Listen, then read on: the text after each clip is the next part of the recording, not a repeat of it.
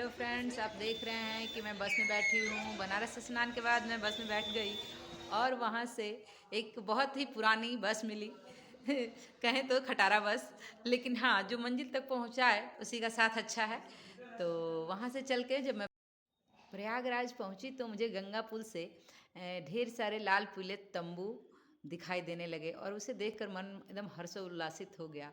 और जब मैं वहाँ गई तो मुझे 3 लड़कियाँ मिलीं जो मेरे साथ हो लीं और हम तीनों साथ चारों साथ होकर के और मंदिर वो देखने गए और गंगा माँ को, वो संगम को प्रणाम करने गई थी। वहाँ पे रास्ते में ही पड़ते हैं लेटे हनुमान जी, उनसे लेकिन इतनी लंबी लाइन थी कि हम लोगों ने दर्शन नहीं किया।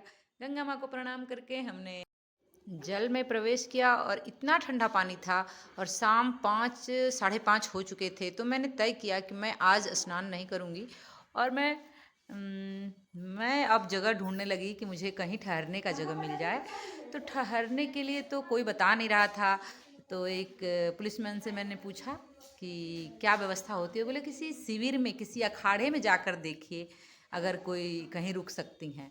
तो मैं यूं ही जाने लगी।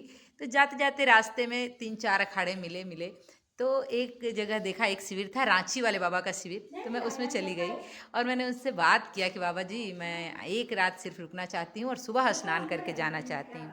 तो बाबा जी मुझे बहुत मतलब सराहे और हमको बैठाए, ज्ञान की बातें की और मुझे एक उन्होंने माला दी जो कि तुलसी की माला थी। ये मेरा सौभाग्य था और मुझे कुंभ में गुरु प्राप्त हुए, ये मेरे लिए बहुत सौभाग्य की बात थी।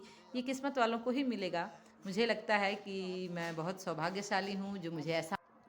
तो कहते हैं ना कि बिना हरि कृपा मिला ही नहीं संता। तो बिना ईश्वर की कृपा से संत से भेंट नहीं होती है। मैं यही मानती हूँ कि मुझे पर ईश्वर की बहुत बड़ी कृपा है।